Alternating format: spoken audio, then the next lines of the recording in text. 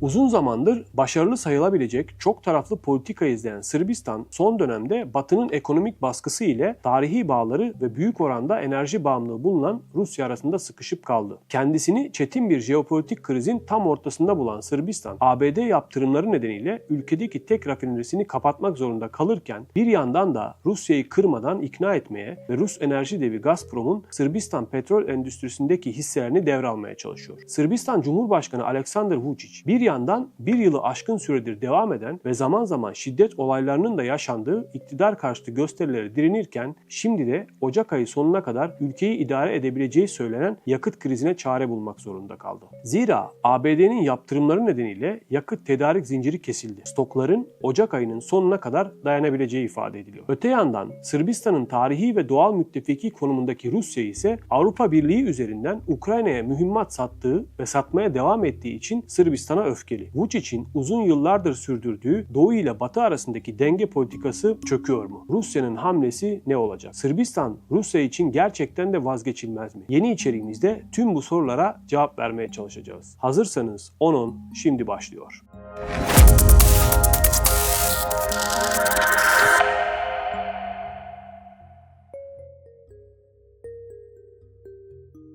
Enerji krizine ve Sırbistan-Rusya gerginliğine geçmeden önce Rusya'nın Balkanlarda gerçekten ne amaçladığına ve Balkanların Rusya için gerçekte ne kadar önemli olup olmadığına bir bakalım. Moskova özellikle Ortodoks kimliği üzerinden Sırbistan, Karadağ, Kosova, Kuzey Makedonya ve Bosna Hersek'te yaşayan Sırplar ve diğer Ortodokslar üzerinden etkisini korumaya ve Batı'yı Ortodoks değerleri yok etmekle suçlamaya devam ediyor. Rusya her ne kadar ekonomik açıdan Balkanlarda büyük yatırımlar yapmasa da yerel otoriter yönetimler kimlik ve din siyaseti, Batı karşıtlığı ve Avrupa Birliği'nin genişlemesindeki hayal kırıklığı üzerinde etkili bir nüfus alanı oluşturmayı başarıyor. Amaç aslında belli. Batı Balkan ülkelerinin Avrupa Birliği'ne üye olmasını engellemek. Bölgedeki Batı karşıtı eylem ve söylemlerin arkasında sürekli Rusya'nın ya da Rusya'ya yakın isimlerin parmağı var. Sadece bir örnek. Sürekli olarak Bosna Hersek'i bölmekle tehdit eden Sırp siyasetçi Milorad Dodik bölgede Putin'e en yakın isimlerden biri. Yine Karadağ'da 2016 yılında yani NATO'ya üye olmasından hemen önce gerçekleştirilen darbe girişiminin arkasında da Ruslar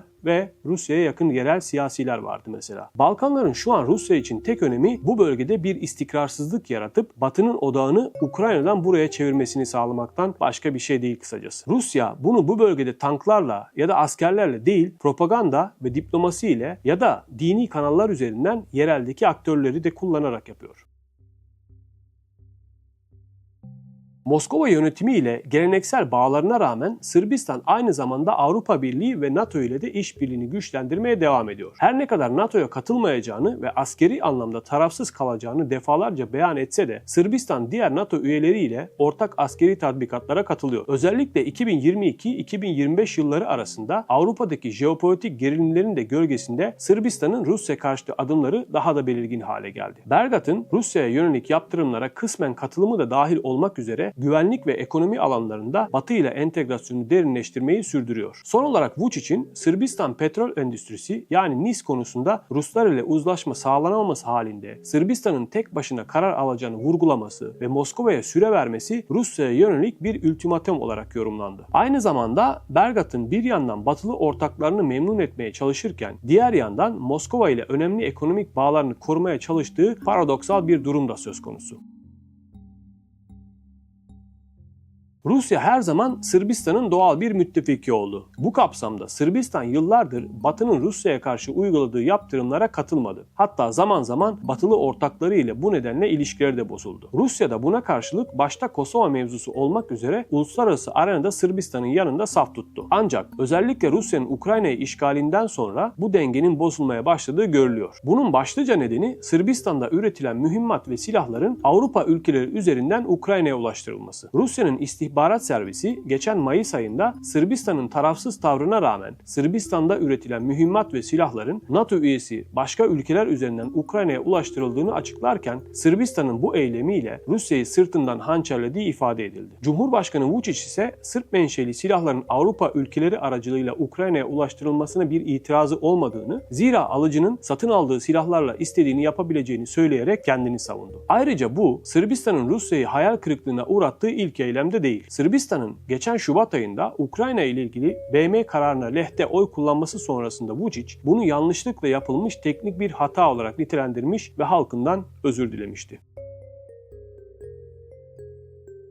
Rusya'nın önemli iki ismi, Kremlin sözcüsü Dmitri Peskov ve Dışişleri Bakanlığı sözcüsü Maria Zaharova'nın kısa bir süre önce Sırbistan Cumhurbaşkanı Vučić'i eleştiren açıklamaları dikkat çekti. Sırbistan menşeli silahların Ukrayna askerlerince kullanılmasını değerlendiren Peskov, en son görmek isteyecekleri şeyin kardeş ülke olarak nitelendirdikleri Sırbistan'da üretilen silahlar ve mühimmat ile Rus askerlerinin öldürülmesi olduğunu vurguladı. Zaharova da Vučić'i sert bir dille uyararak tarihte her anlamda yüreklerini ortaya koyan, hayatlarını veren veya Sırp kardeşlerine sevgi ve bağlılıklarını ifade eden Rus askerlerin Sırp silahları ve mühimmatı veya el bombalarıyla vurulabileceği veya öldürülebileceği düşüncesini dahi kabul etmiyorum ifadelerini kullandı. Sırp liderin Moskova'dayken farklı, başka yerlerdeyken farklı açıklamalar yapması nedeniyle farklı Vučić'ler olduğu izlenimi edindiklerini de söyleyen Zaharova, Rus askerlerin birçok kez kardeş Sırp halkına yardıma koştuğunu hatırlattı. İki taraf arasındaki gerilime dair beklenmedik bir yorum da Sırbistan Dışişleri Bakanlığı'ndan geldi. Bakanlık Müsteşarı Nevena Jovanović, Zaharova'nın açıklamasının tonundan ve içeriğinden dolayı şaşkın olduklarını belirterek Sırbistan'ın egemen ve bağımsız bir devlet olduğunu ve kendi ulusal çıkarları doğrultusunda kararlar aldığını açıkladı.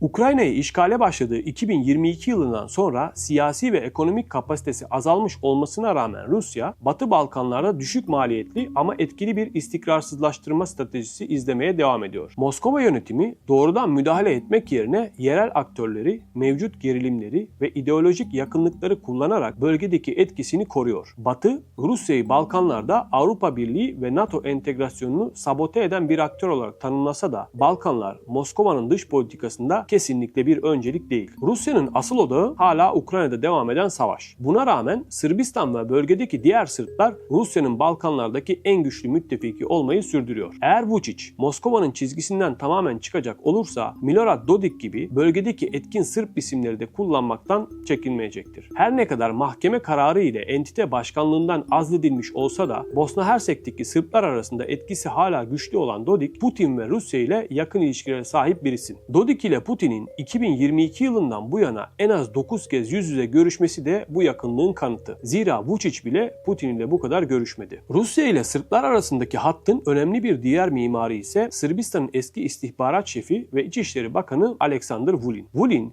yeni adıyla Sırp dünyası olarak nitelendirilen Büyük Sırbistan idealinin en güçlü savunucularından. Kökenleri 1990'lı yıllara dayanan Büyük Sırbistan fikri ise Moskova'nın Rus dünyası doktrinini yansıtan bir fikir. Kısa bir süre önce Belgrad'da başkanlığını eski bir Rus dış istihbarat şefi olan Sergey Narishkin'in yaptığı Rus Tarih Topluluğu'nun Sırbistan şubesinin kuruluş toplantısı yapıldı ve Sırbistan ayağının başına da Vulin seçildi. Peskov ve Zaharova'nın Sırbistan Cumhurbaşkanı Vučić'i eleştiren açıklamaları Rusya'nın Sırbistan'a yönelik geleneksel politikasında ciddi bir gerilim ve potansiyel bir kırılma noktası yaratma potansiyeli taşıdığını gösterdi. Sırbistan'ın uzun zamandır sürdürmeye çalıştığı Avrupa Birliği, ABD, Rusya ve Çin arasındaki denge politikasının Rusya ayağı özellikle son yaşananlardan sonra ciddi hasar gördü. Zira Zaharova'nın sert açıklamaları Moskova'nın Belgrad yönetiminin batıya fazla yaklaşmış olmasından duyduğu güvensizliği açıkça yansıtıyor. Sırbistan her ne kadar şimdilik Rusya'ya karşı yaptırım uygulamayı reddetse de Avrupa Birliği üyeliği bariz bir hal alırsa yaptırım uygulamaktan da kesinlikle kaçınmayacak. Vučić'in Moskova'ya yönelik cesur açıklamaları da iki ülke arasındaki politikalarda büyük bir değişim yaşanması olasılığının sinyali olarak yorumlanabilir. Zaten Vučić de daha önceki açıklamalarında Sırbistan'ın Batı ile Rusya'nın çelişkili hedeflerinin ortasında tam manasıyla iki ateş arasında kaldığını ifade etmiş, mevcut pozisyonlarının devam edebilmesinin zorluluğunu kabul etmişti. Dolayısıyla bu durum duygusal ve geleneksel ittifaklar yerine ulusal çıkarlara dayalı bir dış politikaya geçişte hızlandırabilir.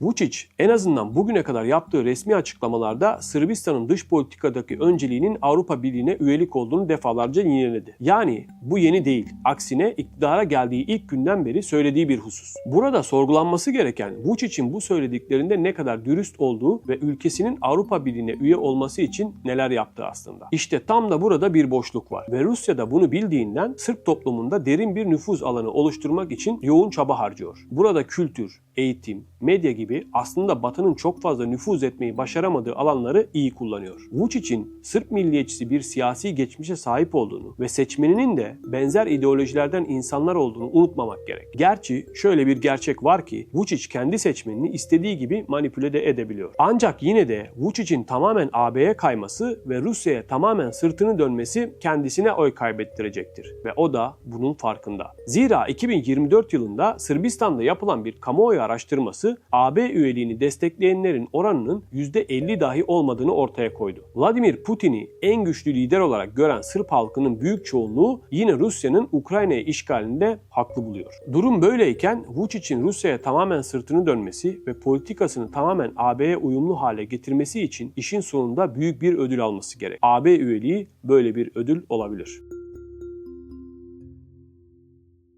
Gelelim son günlerde yaşanan enerji krizine. Ancak konuya dair detaylara geçmeden önce bilmeniz gereken birkaç önemli husus var. Öncelikle Sırbistan doğalgaz ve petrol konusunda büyük oranda Rusya'ya bağımlı bir ülke. Sırbistan'ın özellikle doğalgaz tedariğinde %90'lara varan yüksek bir oranda Rusya'ya bağımlı olması ülkeyi jeopolitik gerilimlere karşı daha kırılgan yapıyor. Öte yandan kısa bir süre önce kapatılan Sırbistan'ın tek rafinerisini işleyen ulusal petrol şirketi Sırbistan Petrol Endüstrisi'nin yani NIS'in hisselerinin yarısından fazlası yine Ruslara ait. Sırbistan ile Rusya hükümetleri arasında 25 Ocak 2008'de imzalanan anlaşma ile NIS'in hisselerinin %56'sı Gazprom şirketi ve bir Rus fonuna satılmıştı. Rusya'nın Ukrayna'ya işgali sonrasında ABD'nin Gazprom'a ve doğal olarak NIS'e yönelik uyguladığı yaptırımlar birkaç kez ertelendikten sonra geçen Ekim ayında uygulanmaya başlandı. NIS'in bankacılık işlemleri donduruldu ve ham petrol tedariği yasaklandı. Sırbistan'ın Pančevo'da bulunan tek rafinerisi kapatıldı. Cumhurbaşkanı Vučić, Ocak ayının sonuna kadar benzin ve mazot rezervleri olduğunu duyurdu. Sırbistan, Macaristan'dan dizel ithalatına başladı.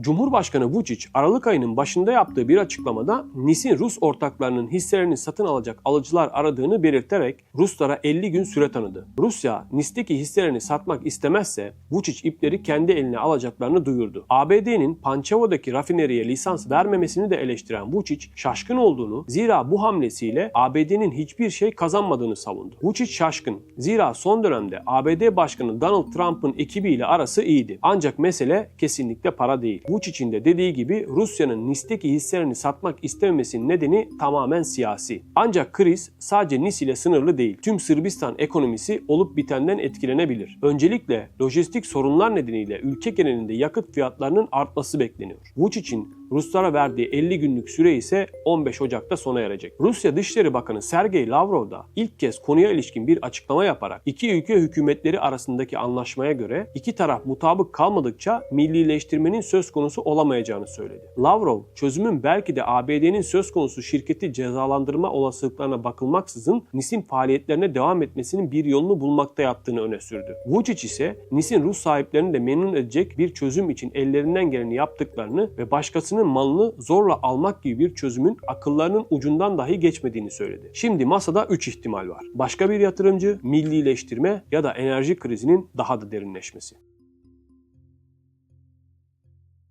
Sırbistan'ı daha ciddi bir enerji krizinin içine düşmekten komşusu Macarların kurtardığını söylesek sanırım yanlış olmaz. Sırbistan yaptırımlar uygulanmaya başlandığından beri krizin daha da derinleşmesini önlemek için benzin ve mazot ithalatını arttırdı. Sırbistan Petrol Şirketleri Birliği'nin verilerine göre yaptırımların başladığı Ekim ayında 71 bin ton petrol ürünü ithal edildi. Bu rakam geçen yılın Ekim ayına göre %70 arttı. Macaristan Dışişleri Bakanı Peter Szijjarto da 26 Kasım'da Belgrad'da yaptığı açıklamada Macaristan merkezli petrol ve doğalgaz şirketi MOL'un Aralık ayında Sırbistan'a ihracatını 2 ila 2,5 kat arttıracağını ifade etti. Coğrafi olarak yakın olduğundan Macaristan'dan karayolu, demiryolu ve Tuna Nehri üzerinden petrol ithalatı gerçekleştirmek Sırbistan için hayati öneme sahip. Öte yandan MOL, Birleşik Arap Emirlikleri'nin ADNOC şirketi ile beraber NIS'i satın alma ihtimali konuşulan şirketlerden biri olarak gösteriliyor. Bizi izlediğiniz için teşekkürler. Videomuzu beğenmeyi, yorum yapmayı ve paylaşmayı da unutmayın. Balkanlara dair yeni içeriklerde görüşmek üzere. Uzun zamandır başarılı sayılabilecek çok taraflı politika izleyen Sırbistan son dönemde Batı'nın ekonomik baskısı ile tarihi bağları ve büyük oranda enerji bağımlılığı bulunan Rusya arasında sıkışıp kaldı.